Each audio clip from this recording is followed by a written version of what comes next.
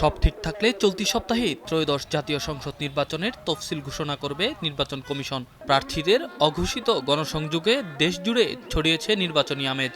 নির্বাচন সামনে রেখে দলীয় পরিকল্পনা সাজাতে ব্যস্ত সময় পার করছে বিএনপি। সেই ধারাবাহিকতায় দলের অঙ্গ ও সহযোগী সংগঠনের নেতাকর্মীদের পরামর্শ নিতে বিএনপির দেশ গড়ার পরিকল্পনার শীর্ষক কর্মসূচি শুরু করেছে দলটির নেতারা।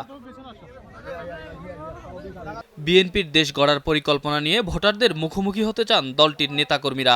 সকালে খামারবাড়িতে কৃষিবিদ ইনস্টিটিউটে এই পরিকল্পনা উদ্বোধন করলেন দলের স্থায়ী কমিটির সদস্য সালাউদ্দিন আহমেদ। ভোটারদের সামনে দলের পরিকল্পনা তুলে ধরতেই এই আয়োজন।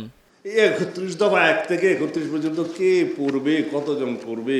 উদ্বোধনী অনুষ্ঠানে দেয়া বক্তৃতায় নেতাদের কণ্ঠে উঠে আসে সাম্প্রতিক রাজনৈতিক গতি প্রকৃতি। সেখানে একটি দল ধর্মের নামে জনগণের সাথে প্রতারণা করছে বলে অভিযোগ করেন স্থায়ী কমিটির এই নেতা।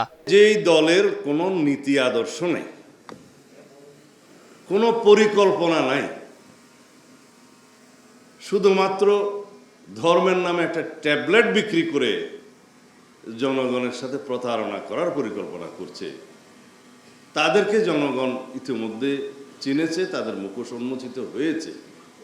বিকেল ৪টার পর ভার্চুয়ালি যুক্ত হন বিএনপির ভারপ্রাপ্ত চেয়ারম্যান তারেক রহমান।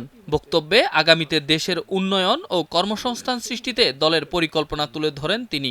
স্ট্যাটিস্টিক্সে দেখা গিয়েছে যে যারা উচ্চ শিক্ষিত কম বেশি তাদের মধ্যে বেকারত্বের সংখ্যাও বেশি, কিন্তু এখন যে সামগ্রিকভাবে যে বেকার সমস্যা, তাদের মধ্যে বেকার সমস্যার সংখ্যাও কিন্তু বেশি।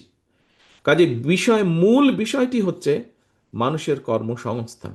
আমরা যদি সেই রিক্সা চালকের কথা চিন্তা করি, তাহলে ৩৫ বছর যাবৎ কেন একটা মানুষ এত পরিশ্রম করবে, এরকম অমানসিক পরিশ্রম করবে? তার জন্য কি আমরা কোনো ব্যবস্থা তৈরি করতে পারি না?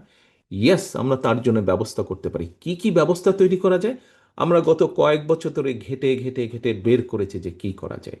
দেশ রক্ষায় তরুণরা এগিয়ে না এলে ভয়াবহ পরিণতি অপেক্ষা করছে বলেও মন্তব্য দলের এই শীর্ষ নেতার। তোমরা হচ্ছে বাংলাদেশ ইমিডিয়েট ভবিষ্যৎ।